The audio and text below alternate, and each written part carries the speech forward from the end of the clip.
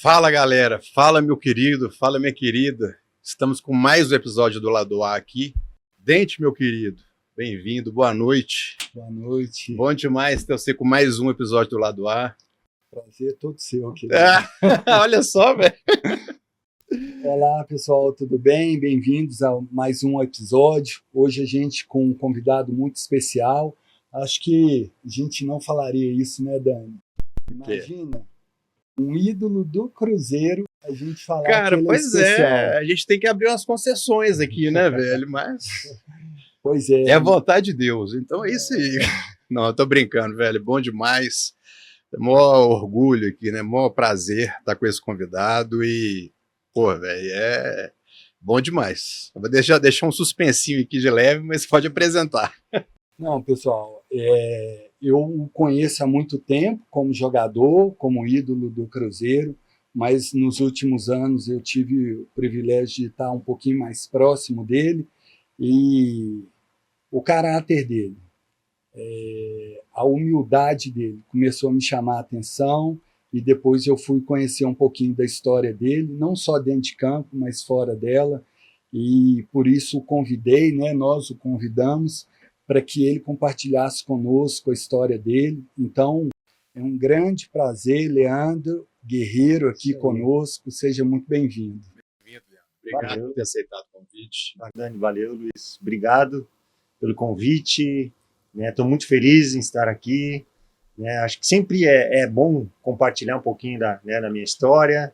Um menino que saiu do interior do Rio Grande do Sul, de uma cidade muito pequena. Daqui a pouquinho eu conto a minha história, um pouquinho com mais detalhes.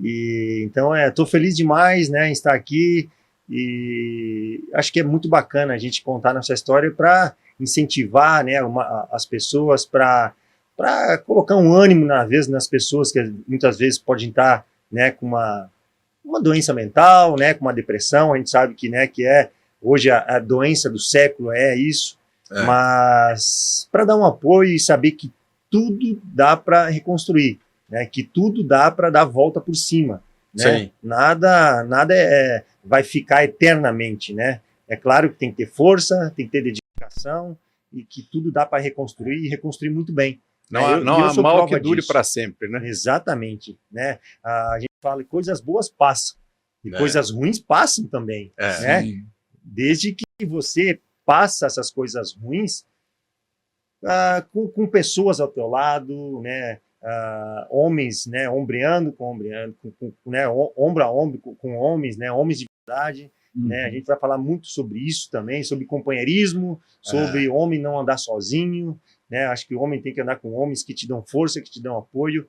E passei uma fase muito complicada na minha vida, e quem me ajudou com certeza foi homens de caráter, homens que me ajudaram e que me levantaram, Não tenho, vamos dizer assim, vergonha nenhuma de dizer que eu precisei de ajuda. Sim. E homens de verdade me ajudaram. Cara, nessa fala sua, eu lembrei, cara, uma letra de uma música que com certeza você deve conhecer, que tem uma parte simples e tão forte, que é o seguinte: a porta aberta é você e a fechada também. Então isso, cara, é muita verdade, né? Então, assim, a gente tem momentos felizes, tem momentos difíceis, mas, cara, com a ajuda certa e a gente soltando isso, né? Porque é difícil você se curar sozinho, né? Sim. Então a gente dando os nossos testemunhos, a gente conversando sobre essas questões, é aí que eu acho que a gente consegue alcançar e ajudar e abençoar o máximo de pessoas possíveis, sabe? É isso aí, acho que você falou tudo. Sozinho a gente não consegue sair, não. A gente tem que ter ajuda, ajuda de homens, mas acho que é muito importante a gente falar de ajuda espiritual também. Também, com certeza. A gente sabe que tem Deus aí que faz milagres, Deus que é vivo, Deus que está junto com a gente a todo momento. Sim. Só que ele é gentil, vamos dizer assim, ele é muito educado. Você tem que querer se aproximar dele. Sim. Ele está ali te esperando de braços abertos, está querendo, Está querendo você. Só que você tem que dar o primeiro passo até ele. Ele está ali te esperando a todo momento para te ajudar. E, Leandro, você falando de Deus, falando um pouco, de eu falo muito no meu consultório, assim, a gente é feito de corpo, alma e espírito. Sim. Então, eu incentivo os meus pacientes muito a ter algum tipo de atividade física, Exato. e isso é claro, ser um ex-atleta, então você teve isso e deve ter mantido isso hoje ainda na sua vida, a parte emocional e a parte espiritual, e eu motivo as pessoas a buscarem o lado espiritual também. Eu falo com ela, você pode até não querer desenvolver, mas que você tem esse componente dentro de você, você tem. Então, começando, para quem não te conhece totalmente, vamos começar ali na sua infância. Como foi sua infância? Como você chegou a se tornar um jogador de futebol? Onde que você conheceu esse Deus da qual você fala? Então, assim, quem foi o Leandro, Talvez a grande maioria dos espectadores aqui conheçam o Leandro Guerreiro, jogador de futebol, mas um ponto que me interessa muito é quem é o Leandro Guerreiro, o homem, pessoa, ser humano, e quem foi o garoto. Então vamos lá.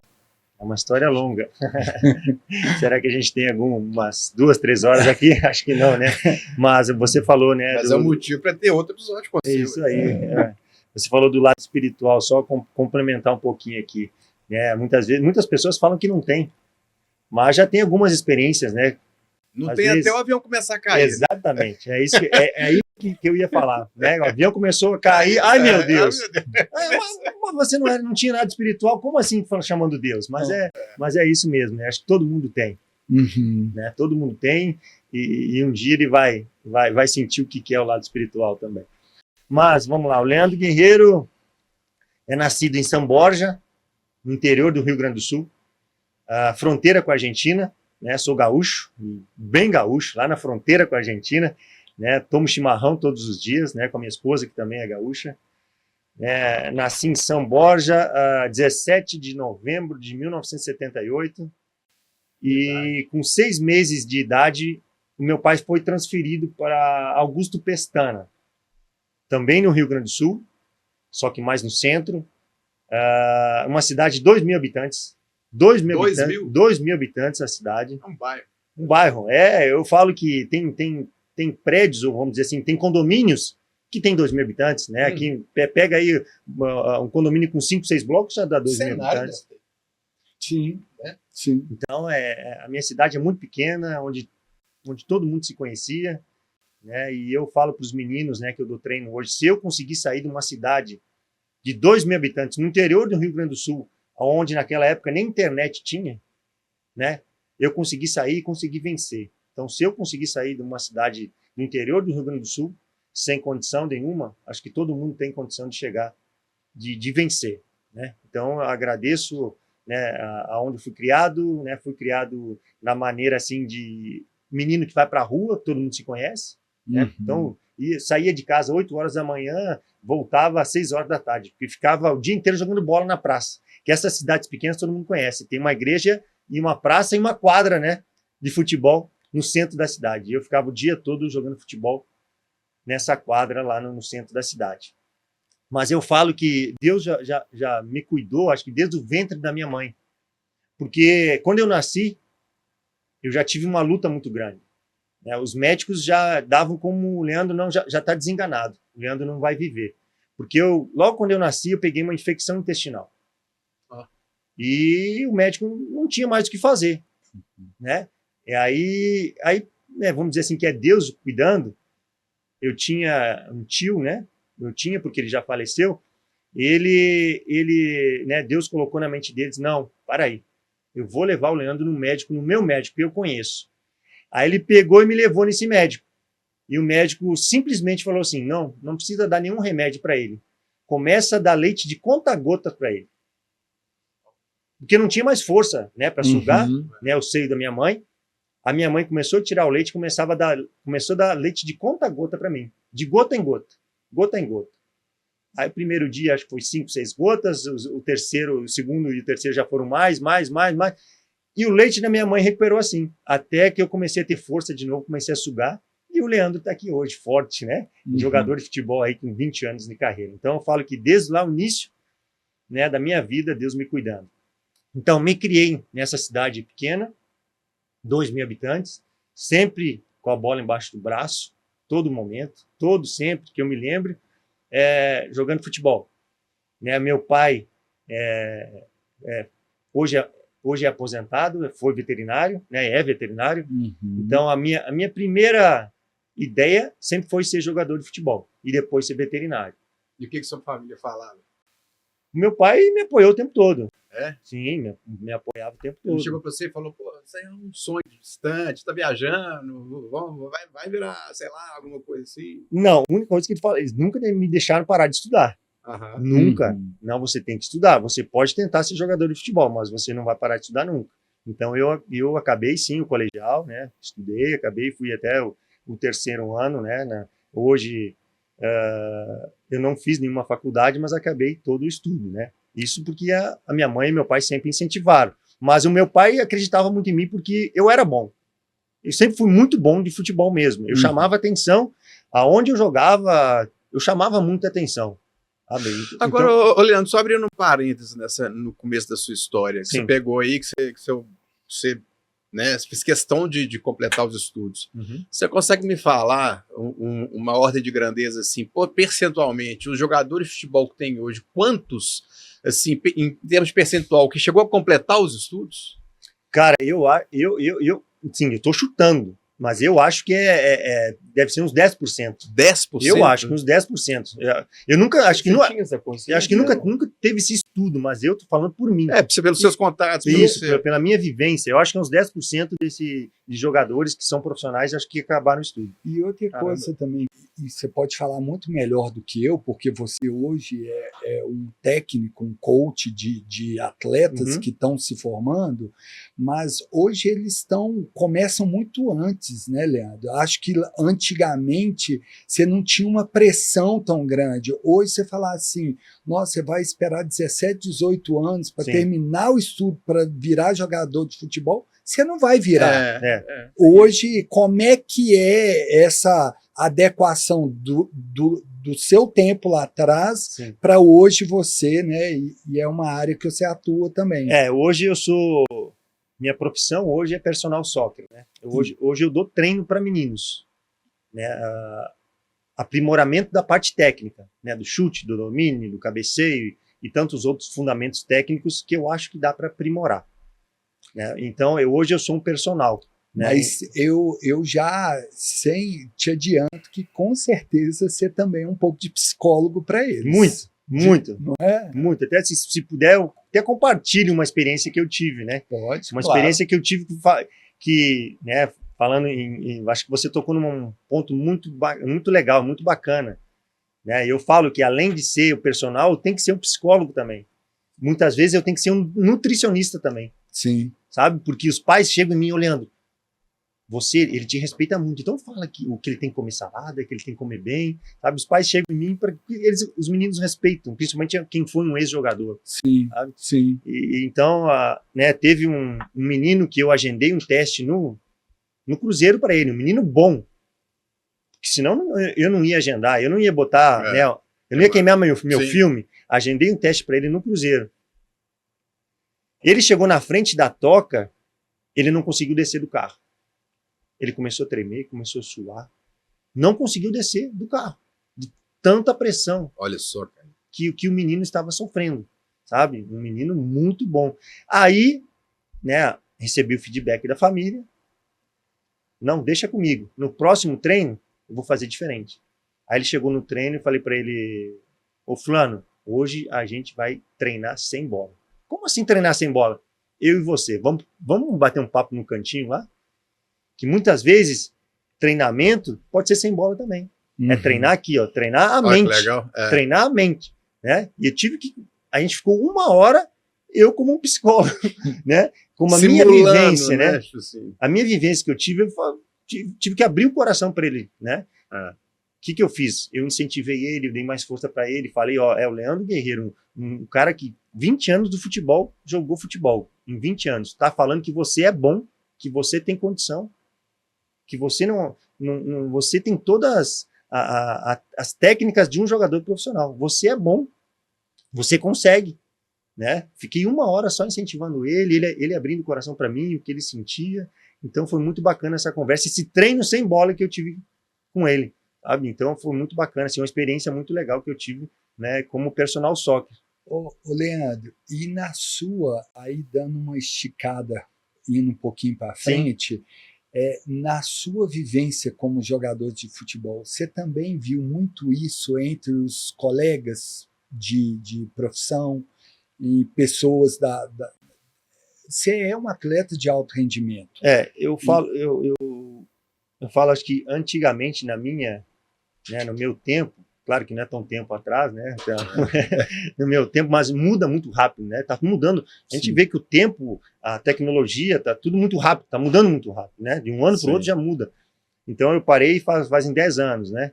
Mas o que eu sinto, o que sentia, né? Eu tô sentindo agora, que os jogadores da minha época eram muito mais fortes psicologicamente do que os jogadores de hoje, sabe? Antigamente, os treinadores nos xingavam, que vamos dizer assim, são as palavras do futebol, né? O futebol hoje não se comunica, por favor, vem aqui, futebol é pancada, porrada, nome para lá, nome para cá, isso faz parte do futebol, sabe? Hoje em dia você não pode xingar mais, não pode falar mais alto com um jogador que ele chora. Antigamente não. Antigamente o técnico botava o dedo no teu nariz, você levava isso para dentro e pegava isso como força. Ele tá me xingando, alimentava. Eu vou mostrar para esse cara que eu sou bom, que eu consigo. Hoje não. Hoje tem que cuidar, até no meu personal, eu tenho que cuidar como que eu falo com o menino. Porque o menino hoje ele se abate muito, muito fácil. Sabe, eu não sei porque parece que tem tudo muito fácil na mão dele hoje, que o psicológico do menino hoje é muito mais fraco do que jogadores de antigamente. Isso que eu sinto, sabe? Eles transferem mais a responsabilidade hoje, eles não assumem também a sua responsabilidade. Sabe, quando alguém erra, um jogador erra hoje, ele fala não, porque é culpa do treinador, ou é culpa do presidente, ou é culpa do empresário. Eles não assumem mais como a gente assumia antigamente. Não, a culpa é minha. E eu vou recuperar, eu vou correr atrás. Leandro, e eu não sei se tem um pouco disso de autoproteção dos pais. Sim, com certeza. Sabe? Eu fico vendo isso na escola dos meus filhos, Dani. Tem hora que é engraçado você falar, eu fico até meio com receio do povo não surtar. Mas é um mimimi, cara. Um mimimi do seguinte sentido: tem hora que acontecem problemas na escola e o grupo de pais do WhatsApp pipoca. São situações, são problemas, eu não estou negando o problema. Só que os pais, muitos problemas daqueles que são ali, deveriam ter sido resolvidos pelas crianças. Sim. Entre elas e os professores, e essa autoproteção vai gerando uma casca fina, e quando eles chegam aí, eles não aguentam. A gente cria uma geração de pessoas frágeis, né? Sim. E eu até falo que acho que vamos dizer assim, 90% dos problemas não são as crianças, são os pais. Sim, são os pais. Aqui no meu consultório eu falo isso. O pai chega lá, eu queria fazer uma terapia para o meu filho. Eu falo assim, mas ele quer? Não, ele ainda não sabe. Aí eu falei, tá bom. Então eu vou tentar ver se ele quer, porque se ele não quiser, não tem como. Né? Agora, eu já quero te adiantar. Muito dos problemas que eu encontro da criança tá no ambiente familiar, que ele não é o responsável. Ele é consequência. E é o que você acabou de falar. E é notório isso. Você vê alguns comportamentos dos meninos, né, que eu tô falando dos meninos que eu treino, quando você vai conversar com os pais, você vê, tá aí por que ele é assim. A gente consegue sentir, por que ele é assim. Sabe, muitas vezes uma super proteção, sabe, o menino não deixa o menino resolver os problemas, né, não deixa o menino, ele tem que resolver os problemas, calma, né, e outra coisa que, o meu filho não faz isso não foi meu filho não, ele não faz isso, não, mas foi ele, não, meu filho protege, é uma proteção, sabe, uma proteção que atrapalha, né? Atrapalha muito. Agora, assim, no seu network, assim, eu não sei se você teria condição de responder, mas é o seguinte, você acredita que isso é uma questão do Brasil? Ou isso é uma questão assim da geração mundial? Assim? Você acha que em outros países isso acontece? Não da América do Sul, que a gente pega assim, que ainda a cultura é um pouco próxima, mas tipo de uma Europa. Você acha que os jogadores mais novos na Europa, você acha que tem essa característica também? Vou ser bem sincero, eu acho que, como eu não estou, há muito tempo que eu não estou convivendo lá, né, eu não sei como que as crianças estão sendo formadas lá, eu não sei te responder essa pergunta, né? Sim. Eu saberia se eu estivesse lá convivendo, se tivesse algum amigo passando um feedback, alguma coisa, mas eu não sei se lá também, né, está acontecendo. Mas o que eu posso falar é que vamos falar do nosso futebol, dos nossos meninos, com certeza enfraqueceu muito, né? Os nossos resultados na nossa seleção brasileira, a gente vê isso. Sim. Não sei se lá, como que é a formação lá, né? Então, eu tô te perguntando porque eu queria só contar um caso à parte aqui que eu acho interessante, que ele completa isso que a gente está falando. Eu morei 7 meses na Holanda com a minha família, e lá eu vi não só na Holanda, mas a gente em viagens que a gente fez lá, né, em outros países e tal, França, Itália, enfim, em outros países que a gente foi, Bélgica, que lá é permitido, quando você está na rua, é permitido outras pessoas chamarem a atenção dos seus filhos, beleza? Então, assim, e chamar atenção, claro, isso não vai encostar, mas de forma ríspida. Tal, fala assim, não, o Doc falou que aí os pais aceitam, né? Tipo assim, não morre de felicidade, mas aceitam. E o brasileiro não aceita esse tipo de coisa. Então, por que eu tô falando isso? Tem uma grande amiga minha, a Nádia, que ela foi, a irmã do Paulo, que ela foi contratada no voo da Air France, da rota Rio-Paris. Por quê? Porque eles estavam comissários franceses, que os comissários franceses chamavam a atenção das crianças, e os pais ficavam loucos, brigavam com os comissários, pô, pode fazer isso não, meu filho, quem é você? Você acha quem é você? Você está falando com quem? Então o que a galera fez? Em vez de tentar doutrinar essa cultura brasileira, você vai, na boa, vamos fazer o seguinte, vamos contratar comissário brasileiro, que vai saber lidar com esse povo. Aí chamaram a Nádia, ela tá não sei quantos anos aí na Air France e ela lida direitinho. E ela contou esse caso. Cara, eu entrei por quê? Porque a galera não sabe lidar com a cultura brasileira. E eu vivi exatamente isso na Itália. A Itália era assim também na época, né, que eu joguei no Napoli, joguei no Pescara e na Salernitana, foram 1 ano e meio. Exatamente isso. Os outros chamavam a atenção dos meus filhos. E como é que eu poderia chamar? Como é que você... Não, eu bem verdade, eu sentia, eu não gostava, porque é nossa cultura, não, era nessa cultura, né? Mas, no fundo, eu acho que era certo, né? Se está fazendo alguma coisa errada, tem que chamar atenção mesmo, independente de quem for, né? Não só o pai e a mãe, se está fazendo uma coisa errada, sabe? E outra coisa que eles faziam, só que eles faziam nos filhos deles, os italianos. E isso eu fiquei de boca aberta, que isso? Eles davam um tapa na cara dos filhos, então. Pô, mas aí é demais, né? Na cara, tô fazendo errado, toma. Na cara é sacanagem. Aí eu fiquei dos filhos deles, né? Não dos filhos deles. E era assim, que isso me deixou bem cabreiro mesmo. Um fato que aconteceu comigo na Holanda, que eu fiquei de cara, é o seguinte, eu tenho 2 filhas, uma de 4 e outra de 8. E a gente foi no supermercado. E lá na Holanda, cara, eu não sei o que os pais fazem com os filhos, que os meninos, velho, é igual um monte de adultinho andando. Não grita, não corre, não sabe. Tipo assim, velho, esses meninos devem ser espancados em casa, porque eu não sei o que acontece, sacou? Assim, ou então precisa aprender, né? Enfim. Aí, imagina, cara, eles olhando os nossos. Não, é isso que eu ia te falar, cara. Eu tava no supermercado, aí minhas filhas começaram a se engalfinhar no chão, assim, e meio que chutando, e o ovo quase caindo e tal. Aí passou um pai, e eu de longe, assim, velho, na boa, bicho, tá muito embolado, eu não vou chamar atenção agora, vou esperar desembolar um pouco, pra chamar, tá um pouco de preguiça também. Aí passou um pai com uma criança, assim, tipo de 5 anos, velho, na boa. A criança chegou pro pai, velho, e falou assim, pai, tipo assim, em Dutch, né, velho? Pai, olha ali, ó. Como se fosse 2 animais se engalfinhando no chão. Um menino nunca tinha visto aquilo. Sabe, tipo assim, o que tá acontecendo? Isso não acontece na nossa rua, não. Essas meninas aqui se engalfinham. Que porra é essa? Eu falei assim, velho, que isso, cara? Eu fiquei viajando, eu fiquei num misto de achando engraçado e um pouco de vergonha, sabe? Será que eu tô tão errado assim? Ou esse menino que tá apanhando demais em casa? Né?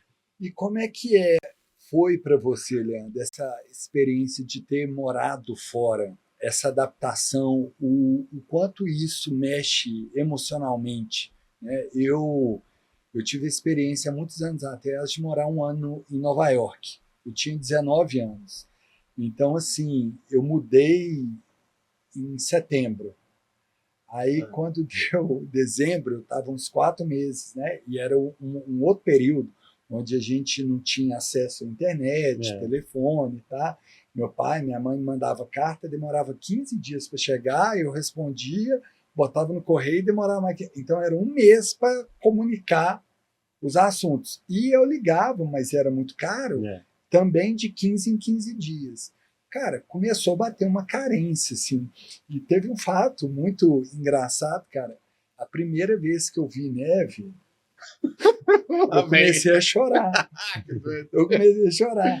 Cara, eu fiquei emocionado, assim, porque eu nunca tinha visto. Só que na hora, eu falei, não, eu tô vendo uma coisa tão legal, achei legal na época, mas não tinha ninguém para eu compartilhar. Sim. Sabe, assim? E eu chorei porque, assim, eu queria ter alguém especial. Você chorou por 2 motivos, né? Porque você ali. viu que você queria falar para alguém, né? Exatamente. E, assim, voltando para você, além de tudo isso que a gente vive como ser humano, tem ainda a pressão. Pô, tô indo para a Europa, eu tenho que dar certo, eu tenho que dar resultado. Como foi isso? Foi uma experiência, vamos dizer assim, sofrida, né, bastante desgastante, vamos dizer assim, mas aí eu cresci muito como homem também lá, sabe? Você foi com quantos anos para lá? Eu fui com acho que 24, não, 26. E já estava casado, né? Sim, já tinha. A minha esposa foi junto também, a minha filha também, mais velha também, foi junto. Você tinha uma filha nessa época, como só? Tinha uma filha, isso só a Manu. A Manu tinha 1 aninho, 2 aninhos quando foi, né? O futebol, falando do futebol, né? Eu conheci outra cultura de futebol, né? Outra maneira de jogar. Naquela época, né? Era mais ligação direta, o zagueiro lançava para o centroavante, né? Eu como volante queria sair jogando lá com o zagueiro, mas o treinador me xingava, não me deixava, né? Um futebol mais pegado. Acho que aprendi muito no futebol também, em termos de marcação, em termos de tática. Acho que foi muito bacana essa experiência, né? Conhecer outra cultura também, né? Me falaram, não, você vai para a Itália, não precisa nem falar italiano, você vai entender tudo. Cheguei lá, não entendia nada, sabe? É bem diferente. Fui para Nápoles, então, Nápoles tem o dialeto só deles também, é muito difícil o napolitano, né? Então, foi uma experiência muito bacana, onde cresci como pai de família, só tinha gente também, né? Um povo frio, né? Então a gente tinha que viver mesmo, a minha esposa e a minha filha. E a galera fala que o italiano, até dos europeus, pois ele é mais... Pois é, diz que é um dos mais calorosos, mas é friozinho também. E eles são meio desconfiados também, sabe? Tem sofri um pouquinho de racismo lá também, sabe? A minha esposa é loira, né? Então eles falavam, né? O Leandro sim é brasileiro. Olhavam para ela e diziam, não, ela não é brasileira, só porque ela era branca. Ela passava por americana. E eu não, o Leandro é brasileiro, por causa da minha cor, tal. Então, só que depois que a gente se conhecia, eles são bem abertos. Mas primeiro a gente tem que conhecer, tem que ter aquela intimidade. Mas antes eles são bem fechados, né? Até conhecer. Mas eu gostei, né? Um povo bacana, depois que eu conheci, né? Tenho alguns amigos lá até hoje, mas foi uma experiência muito válida, assim, onde eu aprendi eu tinha poucos amigos lá italianos que eu fiz jogadores, então eu tinha que me virar sozinho, né? Eu tinha quando eu errava, não tinha nenhum jogador para eu compartilhar os problemas também, então eu tive que crescer muito mentalmente lá também na Itália. Agora uma curiosidade, cara. Você chegou lá sem saber italiano, você achou que te falaram que você ia entender tudo, você não entendeu nada. Como é que você entendia as diretrizes do treinador? Cara, mas dei sorte também. Chegando lá, tinha um brasileiro no time. Ele fica traduzindo para você. E aí, só que isso foi o lado... Tem um lado bom, mas um lado muito ruim. Porque eu fiquei preguiçoso. Só se acomodou. Me acomodei, fiquei na zona de conforto. Em todo momento eu chamava ele. Fica aqui do meu lado, me ajuda aqui. Só que depois que ele saiu, aí que a bomba veio. Aí eu tive que me virar, né? Primeiro dia que eu cheguei lá, te dar um exemplo, que os caras, palestra. Falei, primeiro dia já palestra? Que isso? Primeiro cheguei agora, já vai ter uma palestra. Não, palestra é academia. sabe? Olha só. Então vai pegando devagarinho, né? Vai pegando. Então, mas tem várias palavras que são totalmente diferentes, né? E ainda mais os italianos falando rápido, você não entende nada, não. Ô, Leandro, e olhando para toda a sua vida, o que mais, quais foram os momentos mais difíceis? Você tem contado bastante coisa aqui, e o que te fez superá-los? Assim, que te sustentou nisso tudo? Sim. Momentos difíceis, né? Com certeza o início da carreira, né? Porque ali é um momento que você não sabe se vai dar certo, né? E se não dá certo, para que lado que eu vou? Porque minha mente era só futebol, né? O que eu vou fazer da vida? Eu não gostava de estudar. Você não tinha um plano B? Eu queria ser né? Eu tinha um plano B, que era ser veterinário. Igual o seu pai. Igual meu pai. Né? Só que não gostava de estudar de jeito nenhum, eu queria jogar futebol. Era um plano B que eu tinha. Entendi. Mas se não der jogador, eu vou ser veterinário igual o meu pai. Até porque eu participei de vários processos que o meu pai fazia em animais, eu estava ali junto. Né? Então eu gostava desse, né, do que o pai fazia. Mas não era, minha ideia é só uma, né, uma hipótese. E aí, deixa eu só entender um pouquinho, Leandro, desse começo de carreira, assim. Você ficou naquela cidadezinha pequena de 2.000 habitantes até mais ou menos se formar, para depois ir. Aí você foi para a capital, ali, Porto Alegre. Como que foi isso? Eu, com 15 anos, eu fui fazer um teste no Grêmio de Porto Alegre, né? Saindo dessa cidade de Augusto Pestana, eu fui fazer um teste na capital. Fiquei 2 semanas no Grêmio, passei no teste. Só que, como eu era muito tímido, eu não aguentei ficar. Eu pedi para voltar. E saudade do pai e da mãe, eu quis voltar. Não quero ficar no Grêmio. Já com a oportunidade de ficar dentro do Grêmio, não quis ficar. Caramba. Voltei para Augusto Pestana, mas já com a mente com um plano B. O que era meu plano B? Augusto Pestana tem no lado, vamos dizer assim, 15 quilômetros de Augusto Pestana, tem a cidade de Ijuí. Ijuí tem o São Luís de Ijuí, que é um time que disputa o Campeonato Gaúcho da Série A. Então, eu voltando, eu já pensei, se eu passei no Grêmio, no teste, eu vou passar no São Luís de Ijuí, que é um clube menor. Sim. Mas não vou desistir, para ficar próximo da família, para não desistir do futebol. Então, eu fiz isso. Voltei, quando eu cheguei em Augusto Pestana, disse, pai, eu quero fazer teste no São Luís de Ijuí, que é 15 quilômetros da minha cidade. Deixa eu dar uma viajada aqui. Você acha que nesse momento que você saiu por causa da timidez, da saudade da família do Grêmio? Hoje, depois com a mente de adulto, assim, você acha que a gente pode também pode ter tido um pouquinho assim de medo de dar certo? Claro, com certeza. Mas não é isso que você queria? Mas... Olha como é que é interessante. Mas a gente sempre tem aquele medinho, não tem? Pô, tipo assim, vai se der certo, fudeu. Ferrou, né? Isso. O que eu vou fazer? Tá? E um menino, cara, de 15 anos, né? Sim. Um menino saindo de uma cidade criado com 2.000 habitantes, ir para a capital, ir para a capital, aquele monte de gente, aquele barulho e tal, nunca sabe. Eu me assustei. Entendi. Eu me assustei. E aí passou. Passei no São Luís de Juí com 15 anos, só que no São Luís de Juí só tinha o sub-20. O que é o sub-20? São jogadores com 19, 20 anos. Então eu com 15 anos consegui passar com jogadores mais velhos e comecei a jogar com jogadores mais velhos. Comecei a me destacar. Já era titular, com 15 anos já era titular de sub-20. Comecei a me destacar, comecei a jogar o Campeonato Gaúcho de juniores, né, de sub-20, comecei a jogar contra a Inter, contra a Grêmio, contra a Caxias, contra a Juventude, e comecei a me destacar. Né? Chegou um momento que teve a Seleção Gaúcha de juniores, e aí eu fui convocado para a Seleção Gaúcha de juniores. Aí nessa seleção eu fui muito bem. E aí o Inter que te Exatamente. Pegou, né? Aí o Inter que me comprou meu passe, na época era passe, né? Comprou meu passe, aí sim que eu fiquei no Inter. Né? Joguei uma Taça São Paulo pelo Inter, que a Taça São Paulo é sub-20, né? São de juniores.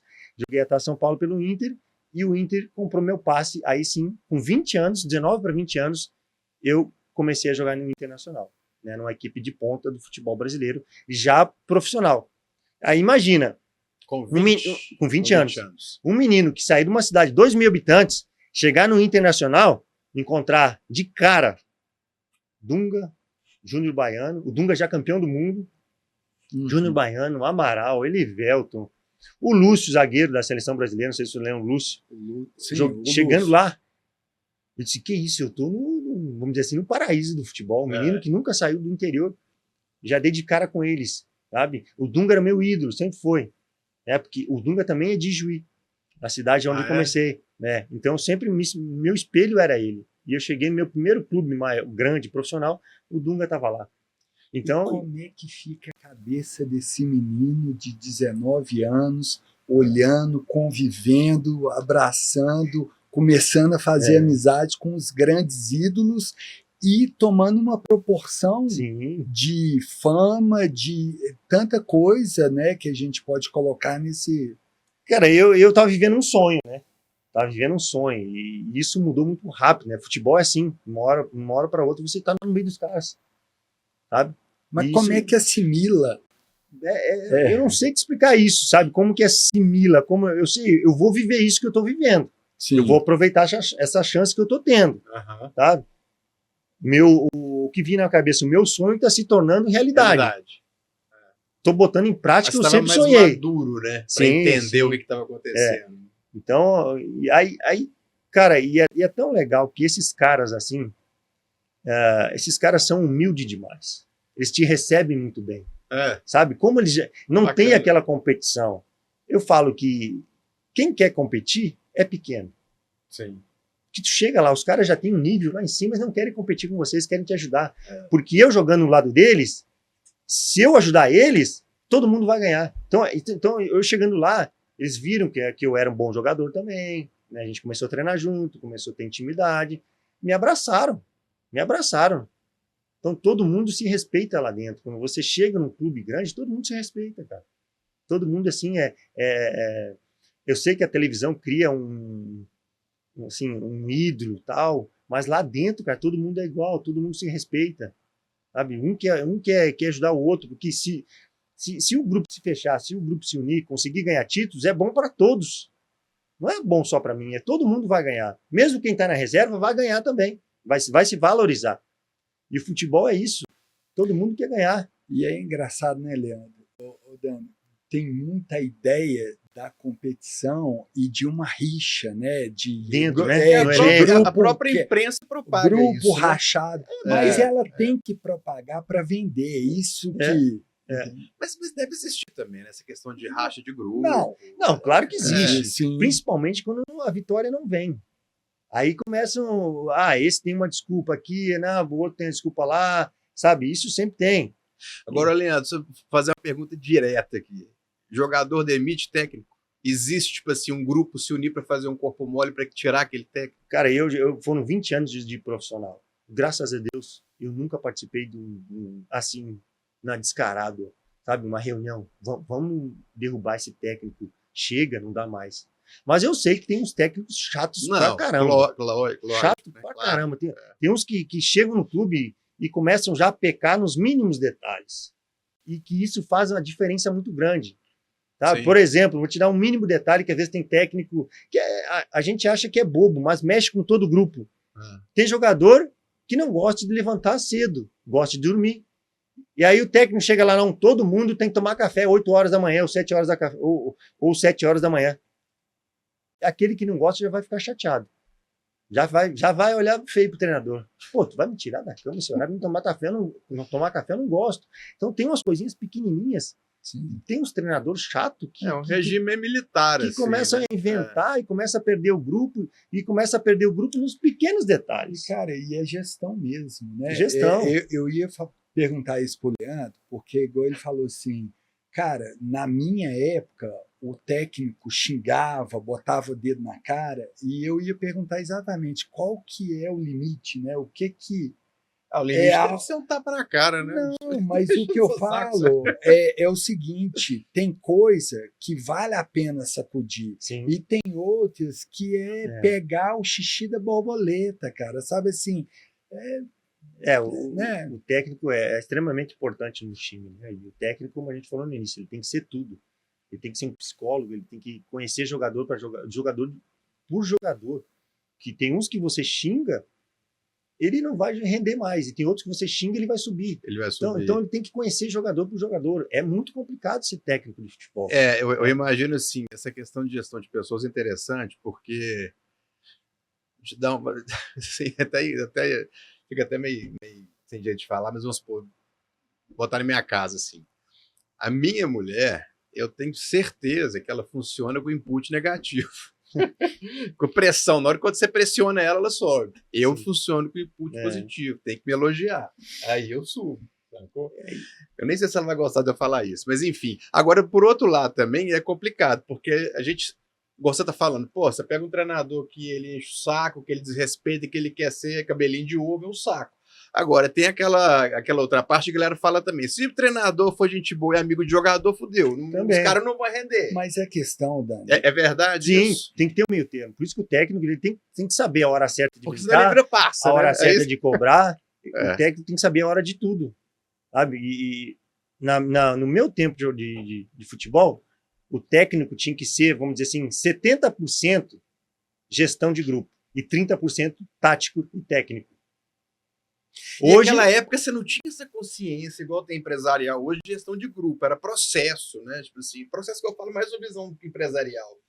Mas eu acho tipo assim, que hoje que você tem mais essa preocupação com a pessoa, né? Tipo assim, Não, ele está falando que 70%. Não, mas eu tô falando específico no futebol, né? Tipo assim, no caso dele.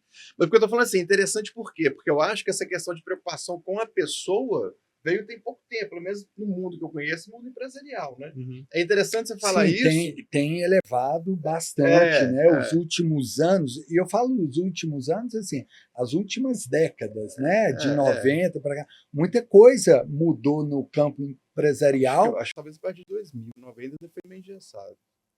Não sei, né? Não, eu vou te falar, quando eu estudei psicologia, você já vê esses movimentos até um pouco antes, entendeu? Só que, claro, tem muita coisa e muito conteúdo que começa lá fora e vai chegando aqui, né? Até mesmo porque o conteúdo vai sendo traduzido para o português, entendeu? Sim. Mas o movimento... acho que hoje está mais individualizado. Antigamente era mais gestão de grupo. Sim. Do grupo todo. Ah, tá. Tratar entendeu? Como um todo. Um todo. Ele tinha que saber gerar o grupo. O grupo. E não o indivíduo. Entendi. Sabe? Hoje está mais individualizado, sim. Mas o técnico que dava certo antigamente era aquele cara que sabia gerar o grupo. Gerir o grupo todo. Que imagina gerir Romário, Edmundo, Júnior Baiano. Nossa, esses caras eram cascudo. E quem que era um esperto nisso? Lembra do Joel Santana? Eu ia falar dele aqui. Joel Santana, o papai Joel, é um expert em gerir grupo, tanto que ganhou muita coisa. Só que hoje ele não iria vingar. Sim. Hoje ele não iria vingar, porque hoje o cara tem que, além de gestão de grupo, ele tem que ser bom tecnicamente, taticamente também. Uhum. Antes não. Antes, se você conseguia ter o grupo na mão, o grupo corria por você. Dava sangue. Não, a gente vai dar o sangue aqui pro treinador, porque o treinador é gente boa. Sabe? Hoje, que é muito tático, né? Evoluiu, a tática do futebol evoluiu muito. Sim, hoje é mais tático, mexe aqui, mexe ali, mexe aqui. Antigamente não tinha muito isso. Era mais, muitas vezes eu entrei em campo, não sabia qual sistema de jogo que eu estava jogando. Eu queria fazer a minha função. Uhum. Eu queria fazer a minha função ali na frente da área, marcar só. Não sabia se a gente estava, qual tática que a gente estava fazendo, né? O treinador te botava, não, você é volante, você é lateral, você é zagueiro. Não tinha uma tática que nem hoje tem. Então hoje, você, além de ser um gestor de grupo, você tem que saber muito taticamente também. Ô, Leandro, e aqui, alguém que jogou contigo e que é muito forte mentalmente? Você falou de alguns caras aí, né, lá do início da Inter, mas sua carreira é longa, não só aqui no Brasil, mas fora. Quem que você fala assim, pô, cara, nós estamos aqui na pressão e o cara é uma rocha. O cara... cara, quem é assim que eu joguei com ele, né? E é um cara assim, extrovertido e tal, o mundo estava caindo, até na época do 6-1, né? Que vocês gostam muito. Né, o mundo estava caindo em cima da gente. Você lembra disso? Eu não lembro disso, não. Cara, eu tinha esquecido, mas aí eu entrei no perfil do Leandro e tá lá, 6-1. Eu lembrei. Que eu vou fazer? Eu vou pedir para cortar essa parte. Não, pelo amor de Deus. Fala aí. Um cara assim que é muito mentalmente por ser carioca, por ser, O não Roger. sei, o Roger, cara. Sabe, o mundo tava caindo. Se a gente perde o jogo, a gente ia ser rebaixado. Sim. E a semana toda, pressão, o pressão. Roger Flores? E o Roger, aquele jeito dele, carioca, solto e tal, tanto que ele foi no jogo, foi o melhor em campo, Sim. sabe? Então, mentalmente, o Roger, assim, muito, muito forte mesmo, muito descontraído, o mundo pode estar caindo, mas ele vai jogar o futebol dele. Ninguém interfere. Cara, né? eu Torcedor não vou interfere. perder essa chance de te perguntar, velho. Você acha que os caras do Galo jogaram pra valer ali?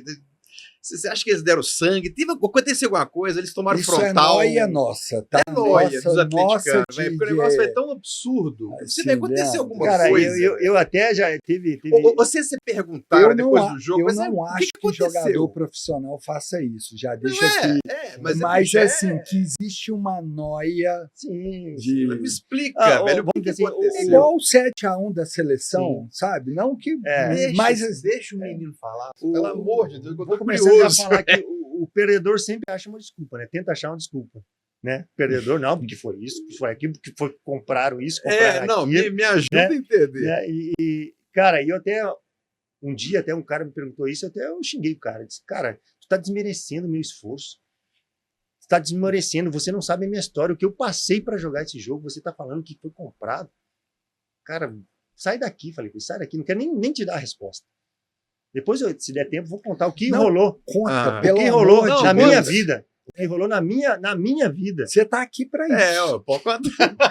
Cara, eu na semana do clássico, na véspera do clássico, a minha esposa perdeu o pai dela. Na véspera.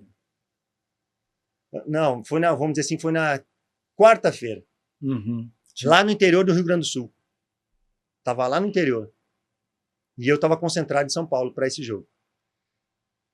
A diretoria chegou em mim e disse, Leandro, você quer ir lá sepultar seu sogro e tal, né, com respeito, a gente te libera você. Só que a gente já tinha Fábio e Montijo, sem Fábio e sem Montijo. Né? Nossos principais jogadores não estariam no jogo, não foram pro jogo. E eu pensei, conversei com a minha esposa, ela disse, não. O Fábio não estava no jogo? Não. Jogou o Rafael. Ah. Aí conversei com ela, disse, não tem mais o que você fazer aqui. Né? Meu pai já faleceu, eu queria que você estivesse aqui para a gente passar junto, mas não tem mais. É o Cruzeiro que te paga, é o Cruzeiro que é o pão nosso aqui de cada dia, você vai ficar aí. Então eu tinha uma desculpa muito boa para, vamos dizer assim, para fugir. Sim. Sabe? Porque se você fosse rebaixado, você não ia sair na foto. Não né? ia sair. Não, e não ia. Ele era um ídolo, É, era um nome importante. Era- e ele era um- poderia se poupar. Sim, e eu era um dos caras mais experientes do grupo também. Sim. Então, como que mais um vai sair? Aí decidimos, não, fica Porque aí. outra coisa, né, Leandro? Desculpa te cortando. Amor e ódio anda muito, né? Nossa, Exatamente. Assim. Pertinho. Não, tanto se a gente perde o jogo, era ódio total. Sim, exatamente. Eu não poderia estar morando aqui, em BH. Se eu tô naquela, se acontece ao contrário, eu não poderia morar em BH. Para ver que a pressão que é. Porque o Cruzeiro nunca tinha caído. Sim. Imagina o rival derrubar. O rival, né? Então, Sim. com certeza, eu não estaria aqui hoje. Eu tinha que. Acabou a competição, eu teria que vazar para um outro lugar. Então, para ver a pressão que é vestir a camiseta de um clube, né, de tradição, um clube grande. Mas, voltando à história, na terça-feira, quarta-feira, agora, quarta, a minha esposa perdeu o pai. Sepultou o pai dela, voltou, ela estava grávida. No sábado à noite, ela perdeu a gestação. E eu concentrado. Ela rodou aqui em BH, em 3 hospitais. No terceiro hospital que ela chegou, atenderam ela. Então ela passou aí algum tempo, né, sangrando, sozinha, de carro, dirigindo, e eu concentrado. Caramba. Concentrado. Não podia fazer nada. Então, por isso que às vezes eu fico até chateado quando pergunto para mim, você não conhece a minha história, você não sabe o que aconteceu. Cara, e nenhum dos jogadores do Cruzeiro não sabia a situação que eu estava passando. Quem sabia era só a diretoria também. Por isso que quando eu faço o segundo gol, eu fiz 13 gols na minha carreira. O volante faz poucos gols. Eu nem ia para a área naquele momento. E Deus me empurrou. Não vai. Né? Vai para a área. Era para mim ter ficado atrás, no rebote. Fui para a área, o Roger cruzou. Quando eu vi a bola vindo em minha direção, pensei, não, é meu. Né? Tava um marcador pequeno me marcando, precisava subir e tal. Quando eu vi a bola saindo da minha cabeça, já vi que era gol. Aí já, uma descarga toda, né, que desce. Eu senti que não, foi um presente de Deus, que Deus te deu pela tua disponibilidade, pela tua vontade, pela tua dedicação. Eu estou te dando esse presente. Né? E entrar para a história, né, é muito legal, é muito bacana, sabe? É um resultado que, né, vocês não gostam, mas é um resultado expressivo, né? Um clássico, claro, um clássico, sim. sabe? Então eu sofri tudo isso na véspera do jogo. Cara, a gente e não gosta, desistir mas momento a gente respeita. Na hora que você chega num nível de escutar algo, e até mesmo antes, a gente tem que saber, né, e ter separar as coisas. Sim, a gente é ser humano. Cara, exato. Sabe o que é interessante, cara? Assim, eu acho que é o tal do escrever certo por linhas tortas, né? Então, assim, querendo ou não, aquilo foi com o Cuca, né? O Cuca era técnico do Atlético. Querendo ou não, eu acho que esse jogo foi o divisor de águas para o Galo subir a prateleira dele. Eu também acho. Entendeu? Porque depois desse jogo, cara, assim, no ano seguinte, isso foi em 2011. Você em sabe 2012, a data, querido? O quê? O dia que aconteceu isso aí, você Foi sabe? meu aniversário. Não foi. Não. Mas eu sei, você sabe? Sei. Dia 4 de Então você dezembro. ficou machucado, te magoou. Cara, eu guardo datas. Cara, mas olha só, 2012 já foi aquele campeonato que o Ronaldinho chegou no Galo e o Galo começou a rivalizar a gente foi com o vice-campeão. Fluminense. Ali também, né? Eu vou falar, o Leandro vai rir, vai falar que eu tô. Mas eu acho que ali teve uma mãozinha pra gente não ser campeão. Não, mas daí por conta do. Não é. Isso é futebol, né? Nem vamos entrar nessa polêmica. Negócio do CBFlu lá. O mais importante é isso. E eu acho que isso acontece na vida humana também. Tem hora que a gente toma porradas, eu falo isso pela minha experiência. Tem algumas coisas que acontecem muito ruins, mas que geram muitas coisas boas. Abrem um outro nível, né? Eu acho que a questão da sabedoria, né, cara? É você não. Se você não aceitar e ficar puto com a coisa ruim que acontece na sua vida, você não tem nenhum aprendizado. Você vai ficar só murmurando. Se você usar aquilo ali, beleza, você tem primeiro momento, você fica indignado. Se você usar daquilo ali para depois falar assim, beleza, eu aceito essa situação. Agora, a partir daqui, eu vou aprender com isso, eu vou gerar uma outra situação positiva. Aí eu acho que geralmente é o que acontece. Agora, Leandro, nosso tempo está começando a acabar ali, cara, eu tô vendo, e é o seguinte, o momento mais difícil na sua vida que você imaginou foi esse que você passou? Teve algum outro momento relacionado a futebol? Assim, como é que você lidou com esse momento? Tem vários momentos difíceis, né? Acho que a carreira de um atleta profissional é constante, né? Momentos difíceis. Porque a gente fala que momentos bons são poucos. Ganha só um. Sabe? E eu sempre dou o exemplo do Dagoberto. O Dagoberto acho que é o jogador que mais campeonato brasileiro tem. Tem 5. Ele jogou 20. Então, com certeza, tem muito mais momentos. E atleta profissional é isso. Ele vai perder muito mais do que ganhar. Sim. Sabe? Então, os momentos nossos ruins são marcantes, né? Eu tive mais um, né? Além, né, do início de uma carreira muito difícil, a perda do meu sogro e do meu filho, né? Também. Eu tive outro momento no Internacional, quando eu estava no auge do Internacional, eu perdi uma bola aqui contra o Cruzeiro no Mineirão. Eu fui proteger uma bola, isso acho que foi, se não me engano, foi em 99, no último campeonato, onde eram os pontos corridos, lembra? O brasileiro era pontos corridos. 2002. Melhor. O brasileiro classificava 8, 4. Isso. Acho que foi o último campeonato nesse. 2002? Eu acho que o Cruzeiro foi campeão em 2003. 2003. Que foi o primeiro de pontos corridos. A gente estava Cruzeiro Internacional. Quem ganhar ia para a semifinal. E o Cruzeiro e o Inter com uma expectativa muito grande. Eu jogava como titular já no Inter, com o Dunga, todos esses craques. Cara, foi um que foi 2-1 pro Cruzeiro. 3-2. 3-2? Que teve um gol que eu acho que foi daquele atacante que jogou no Galo, velho, careca. Sim. Como é que ele chama? Ele comenta hoje na Globo. Comenta na Globo, Marcelo. O Fábio Júnior? Fábio Júnior. Foi ele que fez o Ele gol. que fez o gol. Do Cruzeiro. Ele foi o último, né? É isso. Eu fui proteger uma bola na lateral. Eu lembro E desse a jogo. bola na linha para sair, eu afrouxei a marcação. Tava protegendo, afrouxei a marcação. O Giovani veio, só deu um toquinho e já foi para a ponta. Quando ele foi para a ponta, ele cruzou pro Fábio Júnior. O Fábio Júnior cortou o Lúcio.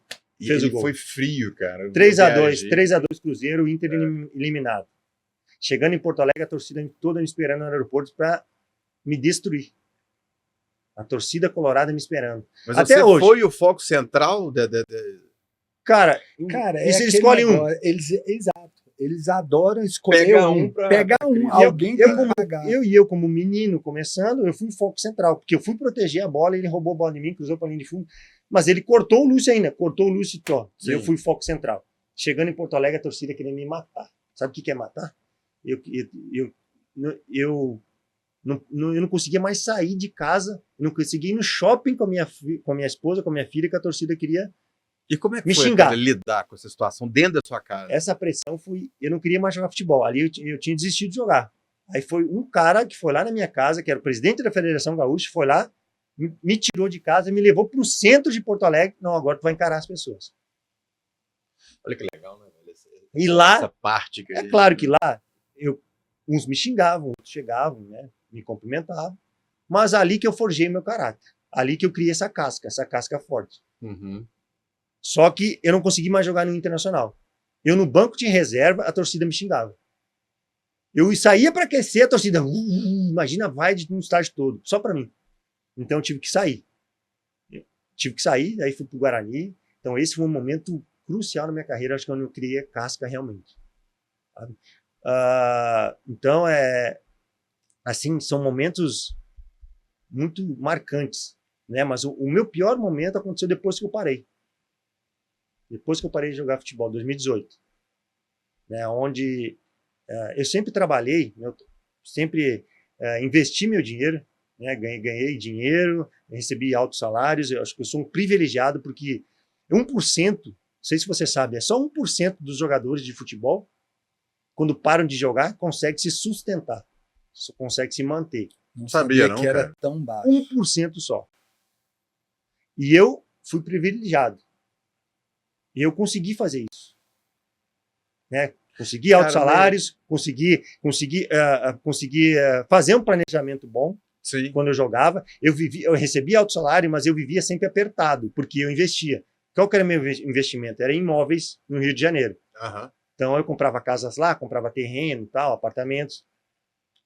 Só que chegou em 2018, parei em 2016 de jogar futebol, chegou em 2018, eu conheci um investidor, através de um amigo meu. Conheci um investidor que eu e a minha esposa decidimos vender tudo que a gente tinha. Tudo. Sabe o que é tudo? Uhum. Todas as casas, todo apartamento. E investir só nesse investidor. Caramba, botou todos os ovos nele. Tudo nele. Tudo que a gente planejou, aquele menino lá de 2 mil habitantes que saiu, conseguiu vencer na vida, conseguiu, né, altos salários, investir tudo nele. E até, assim, durou um ano e meio esse investimento. Só que não era retorno. Era retorno de outros que ele pegava aqui. Pegava ali, pagava um aqui, pegava. E até que chegou um momento que estourou. Era uma pirâmide. E eu acabei perdendo tudo. Caramba. Tudo. Sabe o que é tudo? Não ficou R$1. Perdi tudo.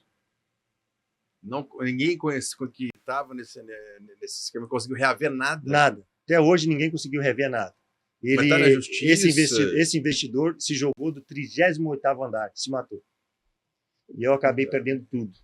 Isso eu não tinha mais de onde tirar, porque eu já tinha parado de jogar futebol, não tinha mais salário para receber. E agora? E aí que eu comecei a me aproximar de Deus. Né? Nesse intervalo aí, onde deu um gap aí, onde eu parei de jogar, e até a gente perder nosso dinheiro, eu e minha esposa, a gente estava se afastando um do outro. Ela queria fazer as coisas dela, eu queria aproveitar a vida que eu não tinha aproveitado quando eu era jogador, Sim. mas não aproveitar de maneira bagunça essas coisas. Eu queria jogar meu futevôlei toda hora, eu queria sabe, jogar, aproveitar o que eu não tinha aproveitado. Eu queria visitar um amigo aqui, um visitado ali. Eu nunca fui de bagunça, nunca fui de festa. Era uma vida muito disciplinada, Regrada. muito regrada. Então a gente estava se aproximando. Se afastando um do outro. Tanto que a minha esposa já tinha pedido separação. E quando aconteceu, no dia que eu recebi ligação de um investidor também, disse, Leandro, sabe o que aconteceu com o nosso cara aí? Não, ele se matou. Aí eu entrei em depressão, entrei em crise, né? Em crise. Fiquei 2 semanas fechado no quarto escuro. Só que quando a minha esposa me viu, eu desesperado, chorando, destruído na cama, Deus aqueceu o coração dela de novo. Não, é esse cara que eu quero. Esse cara que a gente construiu coisas boas, a gente vai construir tudo de novo. Então, nesse momento que ela me viu eu chorando, destruído, voltou o amor dela. E ali a gente começou a reconstruir de novo. Sabe? E eu falo que eu perdi o bem material, mas ganhei de volta a minha família. Ganhei o meu bem mais precioso que eu tenho. Eu poderia hoje estar com, vamos dizer assim, dinheiro no bolso, mas sem família nenhuma. Sem família. A minha filha poderia estar num canto aqui, a outra lá, a minha esposa sei lá onde é que iria estar. Então, mais uma vez eu falo, eu perdi o bem material, mas ganhei o bem mais precioso que é a minha família. Nesse momento que eu perdi, né? Felizmente, perdi. Sim. Sumiu. Dinheiro assim, num telefonema, sumiu tudo. Evaporou tudo que eu construí, perdi tudo.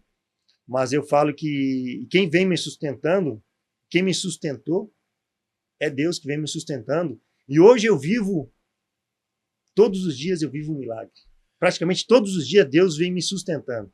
Eu não consegui reconstruir, eu estou vivendo ainda, na luta, na garra, na determinação, estou correndo atrás todo dia. Mas eu falo que hoje eu tenho muito mais paz do que quando eu tinha dinheiro. Agora, Leandro, deixa eu te perguntar uma coisa interessante, assim. Quando você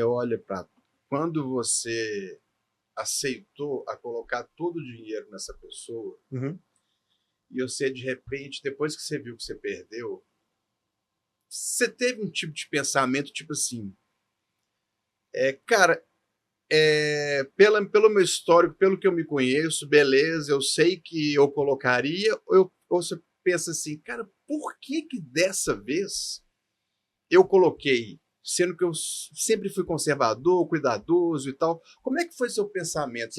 Eu tô te perguntando isso por quê? Porque aconteceu, claro que não foi na sua proporção, mas aconteceu comigo uma situação parecida, em que eu meio que me ceguei, sacou? Total. Meio que me ceguei. E não era porque eu não queria enxergar a verdade, Sim. mas é que parecia que é como se fosse um plano de Deus acontecer aquilo para mim. Isso que eu quero te perguntar. A sua atitude, se você olha hoje para trás e vê o Leandro que investia em apartamentos no Rio, você acha que você vê alguma coisa assim do sobrenatural sobre isso? Você vê, não, realmente eu estava numa fase ali que eu estava meio de cabeça quente, eu confiei no cara. Como é que foi? Você olhando para trás, como é que foi você entender essa tomada de decisão? Primeiro eu tomei essa decisão, na verdade não foi só eu. Eu tomava sempre a decisão junto com a minha esposa. Nós tomamos, até esse investimento a gente fez junto. Não fiz sozinho. Primeiro, porque a minha ideia é sempre quando eu parar de jogar futebol, eu não quero fazer mais nada. Eu quero aproveitar minha vida. E este investidor era o que eu sonhava. Eu vou investir com ele e todo mês ele me dá 30, 50, 60 mil. Nossa, é o que eu quero. Eu vou viver o resto da vida assim, sem fazer nada. Eu vou ter todo mês, vou ter meu retorno. Então eu vou vender tudo, vou deixar lá, que ele vai todo mês, vou ter meu dinheiro. Sim. Se eu tivesse lá nas construções, vamos dizer assim, não era certo que todo mês entraria um dinheiro para mim. Então eu fiquei cego. Não, é o que eu quero. Vou vender, vou investir tudo lá, porque todo mês ele vai me render um bom dinheiro.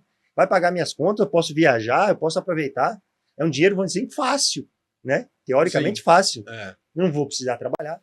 Então eu fiquei cego totalmente, com certeza. Só que ignorância financeira também, né? O menino que saiu lá do interior não tem uma inteligência financeira, não tive um estudo financeiro também. Mas eu te garanto também, e não tenho vergonha de falar isso, que é ganância. Sim. Ganância. Não existe investimento que você vai investir, vai ter 5%, 6%, 8%, 10% que os caras te oferecem hoje. Não existe. Não existe. É golpe. E se existir, você sabe o que é, né? Assim, igual está acontecendo hoje. É golpe. É golpe. Não tem. Tu vai cair, uma hora ou outra vai estourar e você vai perder o dinheiro. Sim. Sabe? E eu caí nessa. Né? E infelizmente eu fui conhecer o Diogo, né? O Diogo, eu sou grande, que vocês conhecem, fui conhecer depois. Se eu tivesse conhecido antes, eu não tinha caído. Sabe? Hoje é meu amigo, vamos dizer assim, meu conselheiro, meu tudo. O Diogo hoje sabe, eu ando com ele, é meu líder também. Então, se eu tivesse conhecido ele antes. Então, com certeza foi ganância, né? Ganância que eu tive naquele momento também, que era meu sonho, parar de jogar e não fazer mais nada. Mas com certeza, depois, olhando para trás hoje, tem muito lado espiritual nisso. Como eu falei, hoje eu não teria, se eu tivesse continuado, eu não teria minha família. Deus teve Você não estaria tão próximo de Deus também, né? Que você comentou, né? Com certeza eu não ia ser líder de célula. Com certeza eu não iria ser um legendário. Com certeza eu não estaria na central. Com certeza hoje eu cuido de homens. Sabe? Por ser um líder de célula, eu cuido de homens toda semana. Eu tomo café com homens com problema. Então, eu tenho certeza que Deus teve que tirar. No meu caso, ele teve que tirar. Tem casos que ele não precisa tirar. Mas no meu caso, ele teve que tirar meu chão, teve que tirar minha... Por amor, né? Por amor. Senão, eu não quero perder meu filho. A minha força, onde é que estava? Estava na minha dependência, estava no meu dinheiro. E Deus, não. Para aí. Tua dependência vai ser em mim. É em mim que eu quero que você confie. E por isso que eu falo que hoje eu vivo milagre todos os dias. Todos os dias. Cara, cada detalhe assim que ele cuida, e é mínimos detalhes que ele cuida. Vou dar só um exemplo. Ontem, então, terça-feira começou o ano escolar. O ano escolar. Segunda-feira era aniversário da minha esposa. Minha esposa estava chateada, triste. Disse, por quê? Eu sabia por quê, mas perguntei, não, porque estou olhando na nossa conta, nós não vamos ter dinheiro para comprar o material da nossa filha que vai começar o ano escolar agora. E eu conversando com um amigo meu, compartilhei com ele isso. E falei para ele, Deus vai prover. De um jeito ou do outro, não sei como. Não sei como, Deus vai prover. Vou deixar com Deus isso aí. Não sei como, Deus vai prover. 10 horas da noite, segunda-feira, o dinheiro estava na minha conta. O triplo do valor estava na minha conta. Como que aconteceu isso? Amigos. Mas amigos movidos por Deus. Sim. A minha esposa compartilhou com uma amiga dela, não pedindo, só compartilhou, que era aniversário dela, e ela estava ligando para dar os parabéns para minha esposa. Minha esposa falou, não quero atender porque eu estou chateado por isso e tal. Essa amiga dela não falou nada. Ela moveu não sei o quê. Não sei o que ela moveu. Eu sei que apareceu na conta o triplo que a gente precisava. Então, são mínimos detalhes assim, que Deus cuida, Deus sustenta. Eu falo que coloca a prova, faz a vontade de Deus. Faça a vontade de Deus, cuida das coisas de Deus, que Ele vai cuidar das coisas. Muitas vezes, a gente bota... Coloca o teu fardo sobre ele. Que ele muitas vezes, não posso ir na célula por causa do meu trabalho. Isso é o que mais a gente ouve. Não posso ir na célula no meu trabalho. Cara, eu tenho vamos dizer assim, isso me dói. Isso me dói, cara. Quando o cara fala, não, porque eu tô aqui, tô atarefado no meu trabalho. Cara, vem aqui na célula. Vem aqui na célula. Faz a vontade de Deus, que Deus vai cuidar do seu trabalho. Deus vai prover, Deus vai cuidar do seu trabalho, tenho certeza disso. E, cara, como assim? Vem para ver, faz prova de Deus. Ele vai cuidar de você. E hoje eu sou cuidado, imensamente sou cuidado. Todo tempo Deus me cuida. Deus vem provendo. Eu para mim, foi um grande aprendizado, cara. Assim, o Paulo, ele me apresentou essa música e ela foi justamente numa época que minha filha ficou muito doente no hospital. Aí que fala, né, que assim, que Porque quando a gente tende, quando a porta é aberta, a gente vê que é Deus. Quando está fechada, a gente acha que Deus está ausente. Isso. Ou então que a gente tem alguma coisa eu fiz que eu estou longe de Deus. É. E não, velho, a porta fechada também é Deus. E quando você aceita isso, e aí que vem, eu acho que tem aquela parte da Bíblia que você entende que fala assim, velho, em tudo dê graças. Exatamente tudo. Não é fácil? Não é fácil. Não é fácil. O caminho é estreito. Porque o negócio não é falar da graça da boca para fora, é falar do coração. Não é fácil. O caminho é estreito, né? Já está escrito na palavra que nunca Jesus falou que vai ser fácil. É estreito. Exatamente. O caminho é estreito, é duro, mas confia. Confia que a resposta vem.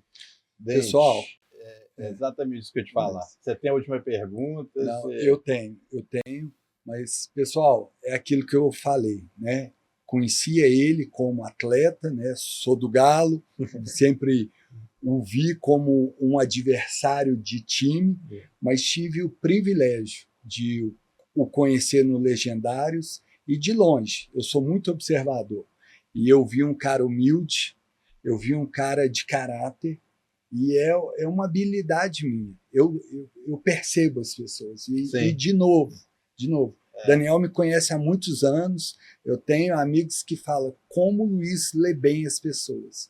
E eu, assim, fui vendo, aí depois amigos em comuns, como o Diogo, perguntei e descobri, né? Já sabia um pouco dessa história tão bonita, né? Então, obrigado por ter compartilhado conosco, obrigado pela generosidade de abrir sua vida, abrir sua intimidade. E eu queria, antes de você fazer o fechamento, Leandro, te falar o seguinte: hoje você trabalha com crianças e com homens.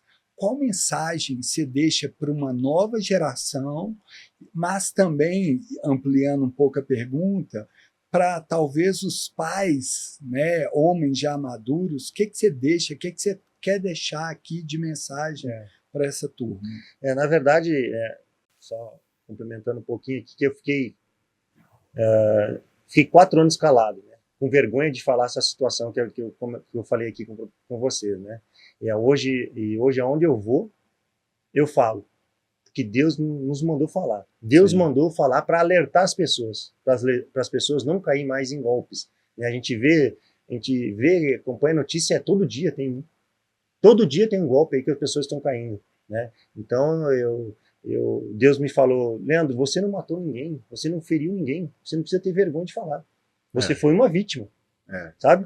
E por isso que é difícil falar. É claro que é muito difícil, mas eu estou aqui fazendo a vontade de Deus. É por isso que eu falo e vou falar sempre onde eu for, porque eu quero alertar as pessoas, ajudar as pessoas a não cair também nessa situação onde eu caí. Então, aprenda com o meu erro, não aprenda com o seu erro, né? A gente está aqui falando para você aprender com o meu erro. Né? E a mensagem, né, que eu quero deixar, acho que é tanto para homens, para pais, para crianças também, que Jesus foi tentado quando ele estava onde? Quando ele foi tentado 3 vezes, ele estava onde? Estava no deserto. E muitas vezes você vai ser tentado quando você estiver passando pelo deserto. Você vai ser tentado. Igual Jesus estava ali com fome, com frio, passando necessidade, e o diabo foi lá e tentou ele 3 vezes. E nós, homens, vamos ser tentados quando a gente estiver passando pelo deserto, que é ali que o inimigo quer te pegar. Por quê? Falo isso porque que na Copa do Mundo, né, estava passando grande dificuldade. E veio uma empresa de bebida alcoólica, cerveja, para ser mais correto. Fez uma proposta para mim: Leandro, vamos fazer propaganda para nós? Uma empresa grande, que ia me ajudar muito financeiramente, ia me ajudar uma grande força. Cara, o que eu fiz? Cara, fui direto no nosso pastorzão Rodrigo, fui direto nos nossos líderes. E aí, o que é a conclusão que eu tirei disso? Como que eu, um líder de célula, um legendário, frequentador de igreja, vou fazer propaganda de uma droga que mais mata no mundo, que é o álcool? Como que eu vou subir a montanha e o cara vai me ver aqui lá, tá fazendo propaganda de cerveja e tá aqui subindo a montanha? cara, ia me ajudar muito. Tava no deserto, tava ali Uhum. me tentando. Agora, tempinho atrás, que é o mal que mais está matando pai, está matando filho, filho matando pai, filho matando mãe? O que está acontecendo no nosso futebol brasileiro? Quem está dominando o futebol brasileiro hoje? As bet. Mesma coisa. Exatamente. Leandro, vem aqui, veste a nossa camiseta. Te damos um patrocínio, te damos dinheiro, tal. Cara, a mesma coisa. Como que eu vou fazer propaganda para um mal desses, que são as bets? Quantas famílias sendo destruídas por causa das bets? E deve ser um patrocínio recheado, né? Tá comandando o futebol, É. tá comandando praticamente o Brasil todo, as bets hoje. É. Cara, não tem como. Então a mensagem que eu quero dizer, você vai ser tentado no deserto. Quando você estiver passando por aflições, quando você estiver passando por angústias, aí o inimigo vai querer te tentar. Vigie e Então redobra, vigie, né? seja forte, seja corajoso, confie no Senhor, que Ele vai te sustentar. Amém. Amém? Amém. Leandro, brigadão. Eu vou te agradecer agora. Obrigado pelo convite. Gostei muito de te conhecer. Já criei uma expectativa quando eu conversei com o Luiz, né, da gente chamar você aqui. Muito obrigado por ter vindo, né, aceitar esse convite. Gente, ó, quem ficou com a gente aqui até agora, pode falar. Não, fala você. Não, o que eu tô falando, quem ficou com a gente aqui até agora, valeu, obrigado. Curta, comenta e compartilha, que é super importante pra gente. Se você gostou, brigadão. Se você não gostou, manda pro seu inimigo, porque vai ser uma bênção também e abençoa a gente aqui também. Beleza? Isso aí. Obrigado. Valeu. Obrigado. Valeu, eu que agradeço. Valeu.